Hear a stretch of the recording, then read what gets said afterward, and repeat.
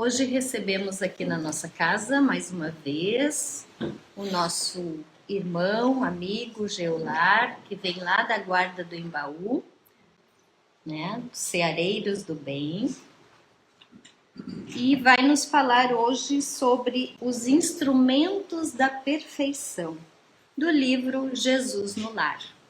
Então, que a espiritualidade amiga te conduza da melhor forma neste trabalho.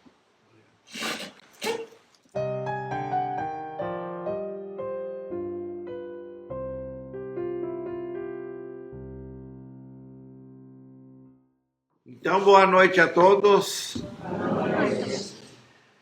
Então, vamos continuar com o livrinho Jesus no Lar.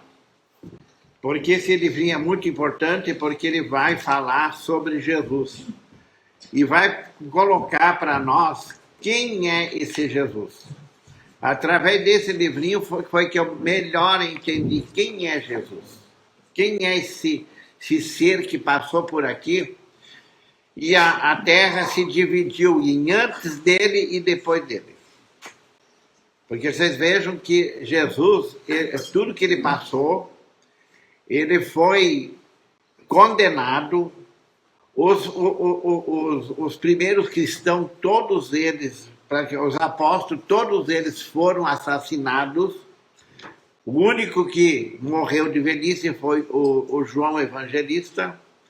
Então, os primeiros cristãos, todos sofreram por serem cristãos. Então, como é que a humanidade, então, fez com que houvesse essa divisão antes de Cristo e depois do Cristo? Se não tinha pessoas para realmente fazer isso, quer dizer, para garantir isso. Claro que houve a prática dessas pessoas. Então, é uma das coisas que mostra para nós.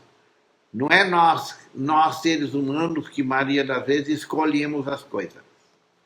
Porque a própria espiritualidade, esses espíritos mais evoluídos que já passaram por aqui, eles trabalham para a melhoria dos encarnados. E dos desencarnados também, que estão do lado de lá, mas boa parte deles no umbral, ou por aqui mesmo na crosta da Terra.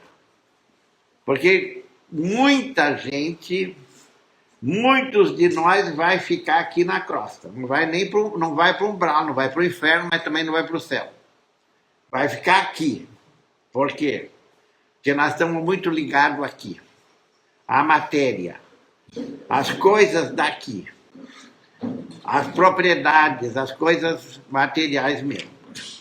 Então, o que vai mostrar para a gente é a nossa dedicação ao próximo, porque pouco vale nós ficar adorando Deus e tratar mal o próximo. Porque é uma sequência. Amar a Deus sobre todas as coisas e ao próximo como a ti mesmo. Se você faz o contrário, se nós não nos amar, se nós não nos aceitar, se nós não gostar de nós mesmos, como é que nós vamos gostar do próximo? Vamos amar o próximo. E se a gente não amar o próximo, como é que a gente vai amar a Deus que a gente não vê e que às vezes até tem dúvida, será que existe mesmo? Então vocês veem, começa tudo por nós. Mas é de acordo com as nossas atitudes. Então, hoje, Jesus, lá na casa de Pedro, ele vai falar sobre os instrumentos da perfeição. Há 2000 anos atrás. Então, ele já está falando nisso naquela época, porque todos nós temos esse instrumento. Porque uma coisa vai também ficar bem clara, que todos nós temos um potencial muito grande dentro de nós.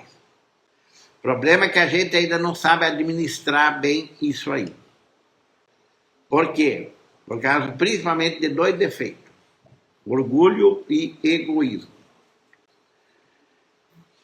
Naquela noite, Simão Pedro trazia à conversação o espírito ralado por extremo desgosto.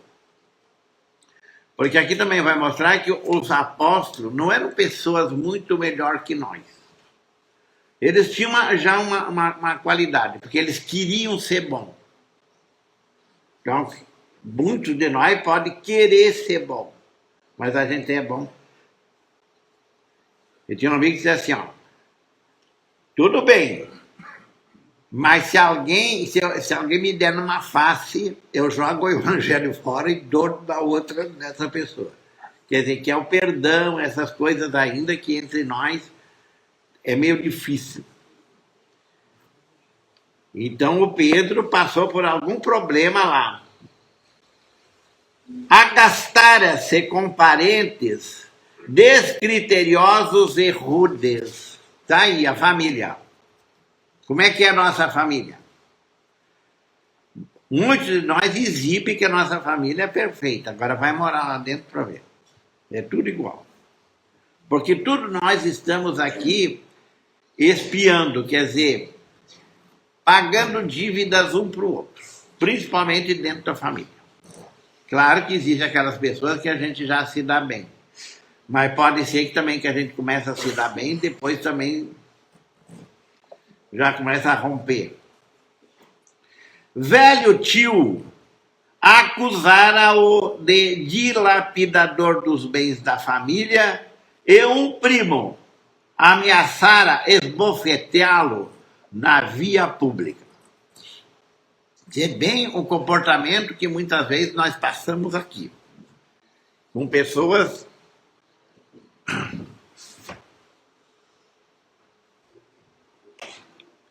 que se a gente não colocar ou tentar colocar em prática o evangelho, lá vamos nós para a briga.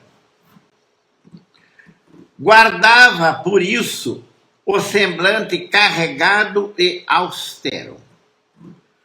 Porque vamos lembrar que Jesus, toda noite, ele está lá junto com eles, e ele é que institui o culto cristão no lar, que é hoje o evangelho no lar. Mas na época não tinha o evangelho, daí tinha os Sagrados Escritos. Sagrados Escritos são livros que estão lá no Velho Testamento. E principalmente eles usavam os profetas. Quando o mestre leu algumas frases dos Sagrados Escritos, o pescador desabafou. Descreveu o conflito com a parentela e Jesus o ouviu em silêncio. Olha aí, gente. Jesus, o espírito mais evoluído que passou pela terra, está sentado lá na casa de pescador, uma casa humilde, ouvindo. Porque uma coisa que fica bem patente aqui é que Jesus deixava mais, por conta deles, a leitura desses Sagrados Escritos e os comentários. Jesus só falava quando tinha algum dúvidas, o que eles mesmo paravam de discutir e olhavam para Jesus porque esperavam que Jesus ia dar a resposta certa. Aí Jesus falava. Então isso é uma dica para nós, porque muitas vezes a gente quer sempre falar, e mesmo que a gente tem 2 ouvidos e uma boca. Então Jesus ouve, porque muitas vezes nós estamos assim na casa espírita, cheio de normas. Aí aparece uma pessoa com conflitos, que nós teríamos que dar atenção para essa pessoa, a gente não tem tempo. Porque tem outros compromissos. O estudo não deixa de ser uma terapia, se nós souber levar. Se souber usar os ouvidos. Porque muitas vezes essas pessoas que participam de grupos de estudo, elas vão desabafar coisas delas. E aí nós temos que aprender também a ouvir. Todos que participam do grupo. Porque muitas vezes aquela pessoa lá só vem perturbar o ambiente. Ao término do longo relatório afetivo, indagou o Senhor. Quer dizer, ele desabafou tudo que ele tinha ali. Todo mundo porque o mestre, Jesus, deu o bom exemplo. E que fizeste, Simão, ante as arremetidas dos familiares incompreensivos? Será que ele fez a mesma coisa que nós faríamos ou será que fez coisa diferente? Vamos ver. Sem dúvida, reagi como devia. Respondeu o apóstolo veemente. Coloquei cada um no seu lugar.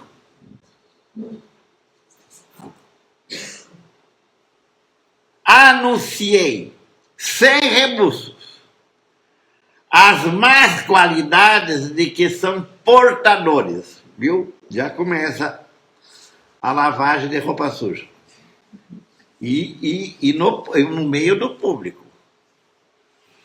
Um tio, um primo e ele. Meu tio é raro exemplar de sovinice. E meu primo é mentiroso contumaz. Provei perante numerosa assistência, tá vendo? Provei perante numerosa assistência que ambos são hipócritas e não me arrependi do que fiz. Claro que aqui, pelo que a gente entende, é o início de Jesus com eles. Porque esse livrinho aqui, ele está dizendo que é no início das pregações de Jesus. Que daí ele fazia as pregações ali no Mar da Galileia e pernoitava na casa de Pedro. Então, Jesus estava sempre disponível. De dia, ele estava disponível às pessoas do lugar. De noite, ele continuava disponível àquelas pessoas. O Chico, ele mostra muito esse lado, porque a gente sabe que o Chico, ele tinha hora de começar os trabalhos lá no centro dele, mas não tinha hora de terminar. Só terminava quando a última pessoa, que eles até contam que muitas vezes já estava clareando o dia, quando Jesus passava num bar que tinha ali perto para tomar um café. E pelo que eles contam, bem disposto. E olha que ele tinha que trabalhar. O Chico era funcionário público. Funcionário do Ministério da Agricultura.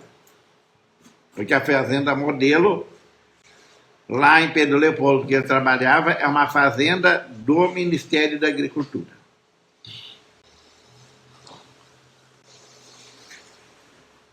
O mestre refletiu por minutos longos e falou compassivo. O mestre refletiu por minutos longos e falou compassivo. Jesus, com toda a sabedoria dele, ele reflete primeiro. Dá um tempo. Até psicologicamente é para fazer com que o Pedro também se acalme um pouco. Já desabafou, já botou para fora. Agora vamos dar uma chance que ele se acalme. Então, ele reflete por minutos longos e falou compassivo. Quer dizer, já não tem as coisas prontas na ponta da língua para dar resposta. Para, reflete. Pedro, que faz um carpinteiro na construção de uma casa? Naturalmente, trabalha. Retarguiu o interpelado irritadíssimo. Ele continua.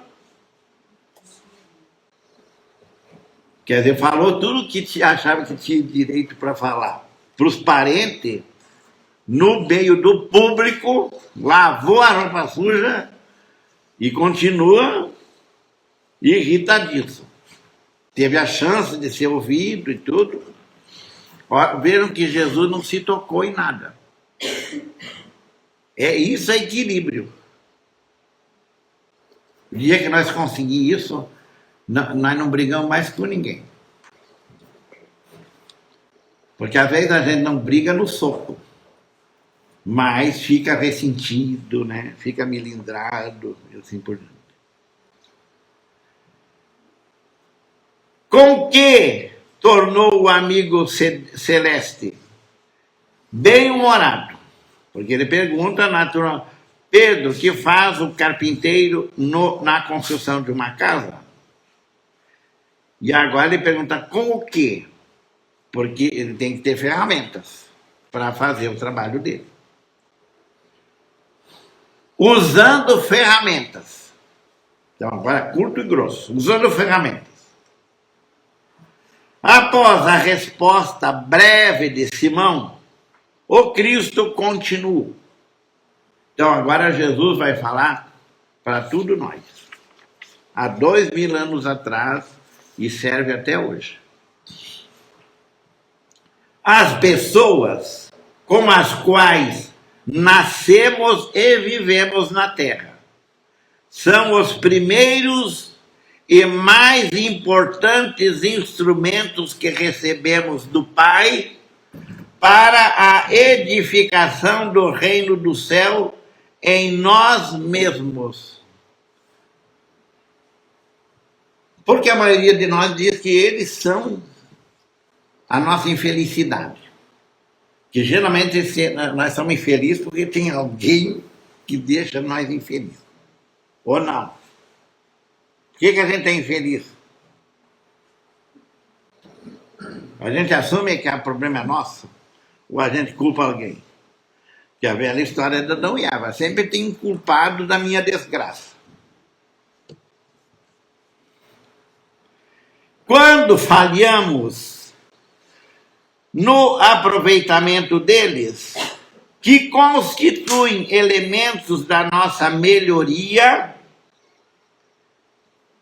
aqueles parentes que a gente mais não detesta, evita e tudo, é eles que vão fazer nós melhorar. E não os outros que às vezes fingem com palminhas nas costas e tudo, coisa, e depois falam mal de nós por trás. Aí o dia que a gente souber, sai de perto. Constitui elementos da nossa melhoria. É quase impossível triunfar com recursos alheios, porque o Pai nos concede os problemas da vida de acordo com a nossa capacidade de lhes dar solução. Tudo que a gente vê como problema é para nós achar a solução. Porque enquanto nós não se dedicar a isso, aquilo vai continuar sendo problema. Nós só resolvemos o problema depois que a gente souber resolver. É que nem na matemática. Se nós era aqueles estudantes que recebia os temas do professor para fazer em casa. Aí, em vez de fazer, que era difícil resolver o problema de matemática, a gente dizia, alguém tinha que resolver. Muitas vezes tem pais que ajudam nisso, ajudam o filho a ser malandro. Porque eles vão resolver, para o filho ter nota, porque pelo menos daí ele vai garantir a nota. Mas vai continuar sem saber resolver. Quando meu irmão, ele é quase 2 anos mais velho que eu, e ele era melhor na escola, tanto assim que ele era elogiado. E aí eu era que não sei o que vai ser com esse aí, não sei o que vai ser desse aí. Sabe, como eu tinha problema de leitura, eu não conseguia juntar. Eu fazia ele ler os textos que a gente, do outro dia na escola, tinha, que eram os tais ditados, né? Ele lia e eu repetia. várias vezes. Sabe como é que eu chegava na escola? Decorado. Tinha decorado aquilo. Um dia eu acho que o professor desconfiou, quando eu estava na metade, disse assim: para! Tchau. Agora continua. E agora? Eu vou continuar da onde? Pois é, mas pelo menos aprendi a decorar. Mas com o tempo as coisas vão tomando jeito. Então, o Pai nos concede os problemas da vida de acordo com a nossa capacidade de lhes dar a solução. Que é aquela velho ditado que Deus não dá cruz maior do que nós podemos carregar. A ave é obrigada a fazer o ninho, mas não se lhe reclama outro serviço. Então a ave, como todos os animais, uma das primeiras coisas que... Porque algumas leis de Deus, os animais já estão aprendendo. A primeira lei é a lei da adoração. Quer dizer, eles ainda não estão...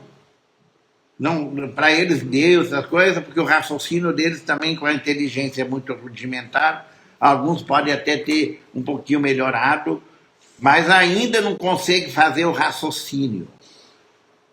Porque memória pode ser reflexos condicionados que eles vão tendo, e aí eles fazem mais ou menos dentro disso aí.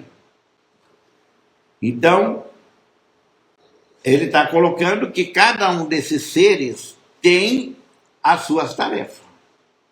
Mas eles também, mesmo que lidam praticamente só com instinto, alguma coisa vai se aprendendo.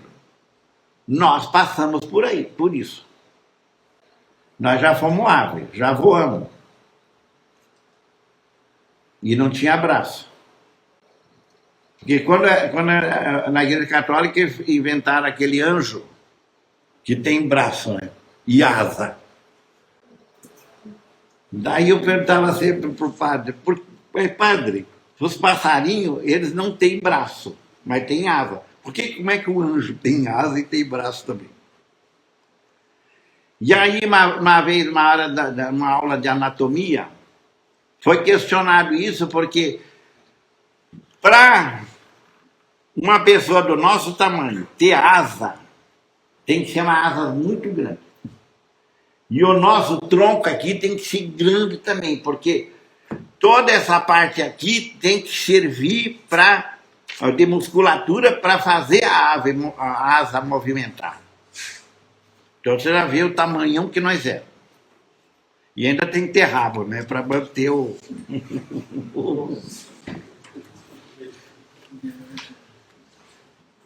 A ovelha dará lã ao pastor. No entanto, ninguém lhe exige o agasalho pronto. Ao homem foram concedidas outras tarefas, quais sejam as do amor e da humildade. Porque o amor, porque nós falamos muito em amor, mas o que seria realmente o amor? Será que não seria aceitar as pessoas como são? Que é justamente onde está a maior das nossas dificuldades? Porque sentir atração por alguém, se apaixonar e ficar ali vibrado, isso acontece com quase tudo nós. E muitas vezes ainda é rejeitado, né? Porque não é correspondido. E a gente vai aprendendo. Mas quanto tempo dura essa atração? Os próprios casais aí podem contar. Todos nós que já vivemos essas paixões, como é que as coisas foram se desenrolando? E tem muito velho aí que quer repetir, né? Ah, eu quero aquela chama. Por isso que a terceira idade aí virou a melhor idade.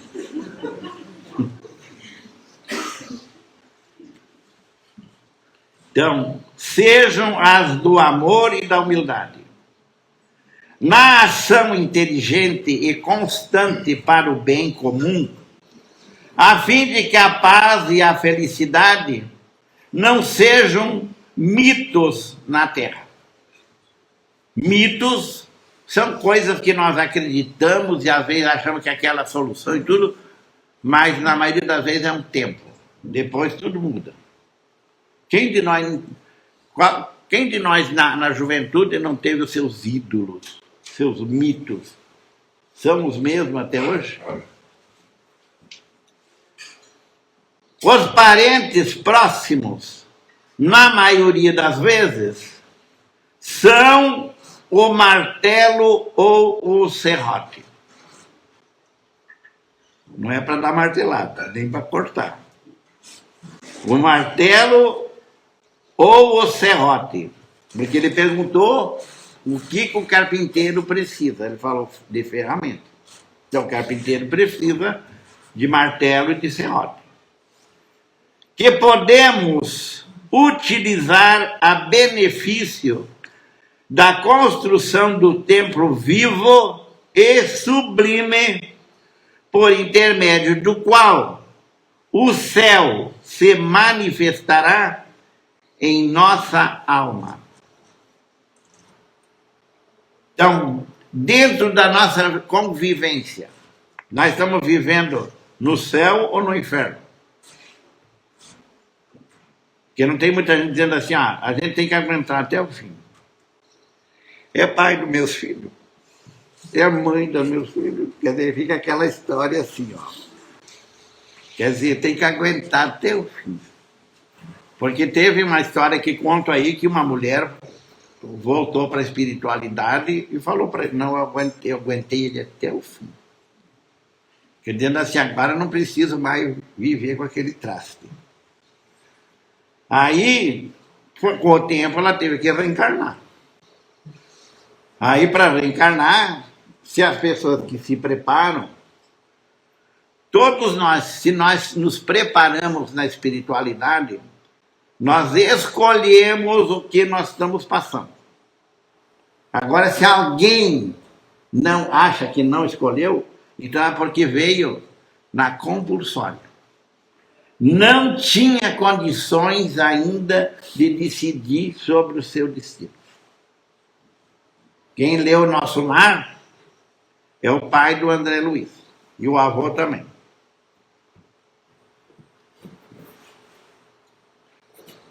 Enquanto o marceneiro usa suas ferramentas por fora, cabe-nos aproveitar as nossas por dentro. O meu pai era colono, mas era carpinteiro também. E construía casa. Naquele tempo era madeira, ele não lidava com cimento. Que tudo que ele fazia era madeira. E ele tinha todas as ferramentas. E uma das coisas que mais deixava ele brabo é quando ia mexer nas ferramentas dele. Porque eu gostava também de ficar fazendo aquilo, eu olhava ele fazer, mas ele achava que isso não é coisa de criança. Então, trabalhar, fazer gaiola, coisa assim, fazer os troços, as coisas que podia fazer lá para as galinhas, botar ovo, porque as galinhas iam botar ovo, se não tivesse os ninhos, elas iam botar onde? Qualquer outro lugar. Aí os lagartos vinham e comiam tudo os ovos. Aí não tinha ovo na mesa. Então a gente vai fazendo as coisas também por interesse. Que a gente já vai vivenciando aquilo.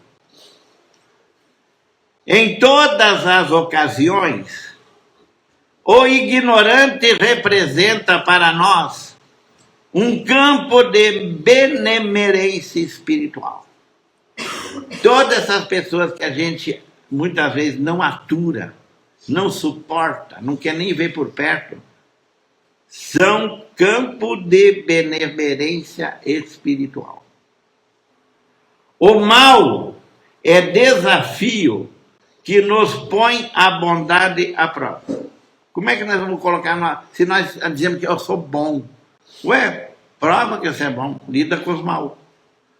Por isso é aquela conversa assim, é fácil viver entre os bons. A questão é viver entre os maus e ser bom. Aí que está a prova. O ingrato é um meio de exercitarmos o perdão. Por que nós temos que exercitar o perdão? Porque nós somos interesseiros. Quer ver? Porque o que é ingratidão? É porque a gente reclama que fez isso, aquilo, e a pessoa não retribuiu. E ainda mais que nós precisamos dela, mas ela não retribuiu. Emprestamos dinheiro, não pagou, continua devendo, e agora eu preciso, ela não me paga e também não me presta.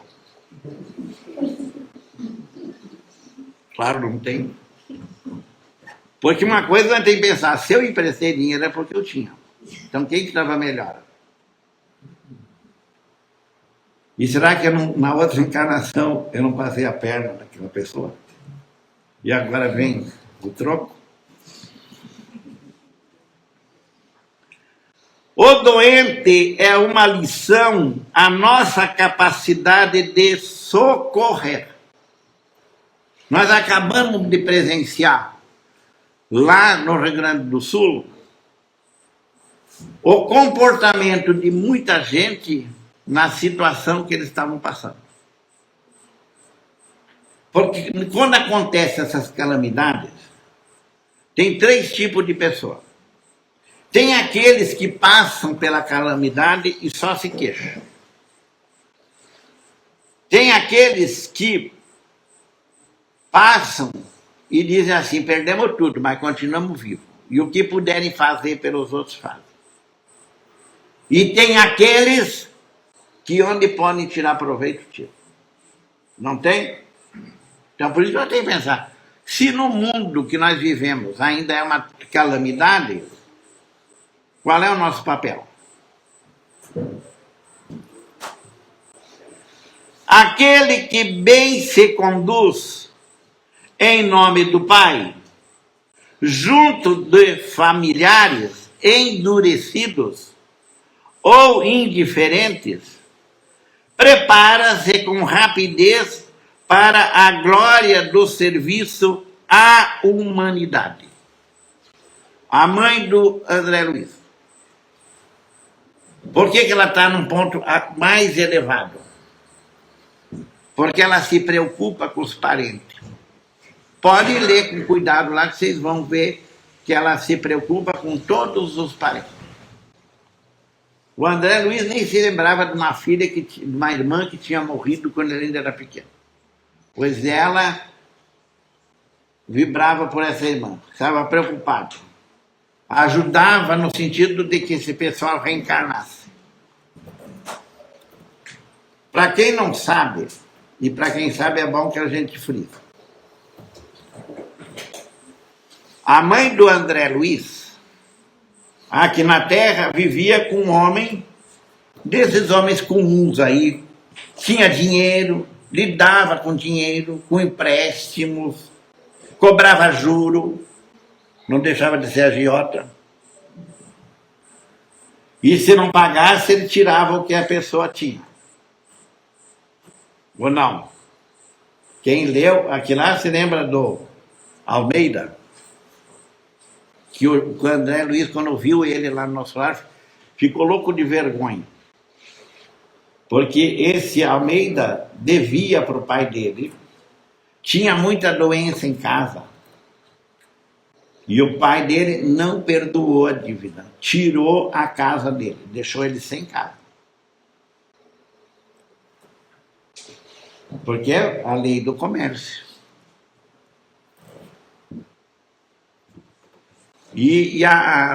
Mas para falar sobre a mãe dele. A mãe dele prepara a reencarnação do marido. Acontece que depois que ela estava na espiritualidade, ela ficou sabendo que ele tinha 2 amantes aqui. E que as 2 amantes estavam esperando ele do lado de lá. E não largaram o pé dele. Ela várias vezes tentou fazer ele elevar a mente dele e não conseguiu. Ela até fala para o André, uma vez quase conseguiu, mas a ligação dos três era muito mais forte. Porque nessa ligação tem muita coisa também de desafeto. Provavelmente essas amantes, qualquer amante, ela quer ser a matriz. O problema é que muito homem aí, ele fica com a matriz e a filial. E promete, não, mas vamos casar, mas vamos ver feliz. E ela estava esperando, vai ver que era isso. E a mãe prepara a reencarnação do marido, vai voltar esposa dele e vai ser mãe de quem? Hein, gente? Alguém aqui faria isso?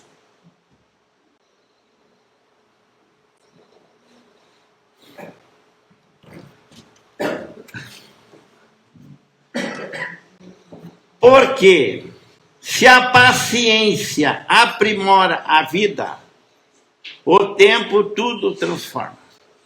A paciência não quer dizer não fazer nada, que nem paz. A paz não quer dizer ficar parado. É saber lidar, saber agir em paz. Jesus estava sempre agindo, mas sempre em paz. E sempre com paciência. Ele dá o recado dele. Ouve o Pedro, deixa ele falar. Medita. Faz uma reflexão em cima. Aí, ó, faz todo esse comentário com calma, que serve para todos nós e que naquele dia serviu para todos eles que estavam lá na casa do Pedro. Principalmente para o Pedro, que era o mais exaltado. Calou-se Jesus, e talvez porque Pedro tivesse ainda os olhos indagadores, acrescentou serenamente. Com tudo isso, o desconcerto do Pedro. Por que ele com ainda os olhos indagadores? Porque com tudo isso, o Pedro podia estar dizendo que nem muito. Mas e daí? E aí? E aí? Vai dizer que não tinha razão? Ainda bem que eu não esbofetei eles, mas que eu tinha vontade, eu tinha. Quer dizer, tinha que correr sangue. Se não ajudamos aos necessitados de perto, como auxiliaremos os aflitos de longe? Quem é os de perto? Os parentes. Os vizinhos. Os colegas. Se não amamos o irmão que respira conosco os mesmos ares, como nos consagraremos ao Pai que se encontra no céu?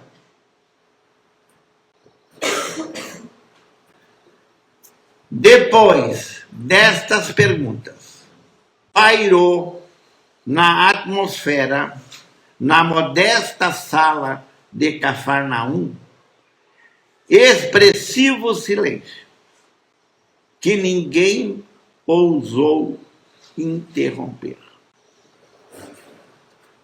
Então você vê Jesus com calma, paciência, ele dá o recado. E deixa todo mundo sem resposta, inclusive o Pedro, que estava querendo ainda continuar com o desabafo.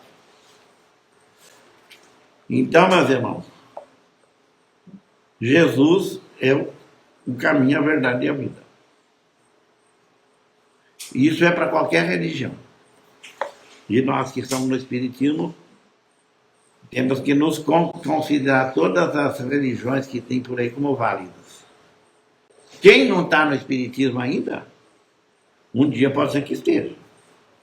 Porque se nós hoje estamos no Espiritismo, será que nós, se nós tivéssemos morado na França no século passado, nós teria? A resposta é só nós que podemos dar. Muito obrigado, e tudo que aqui foi dito, meu serviu para quem falou.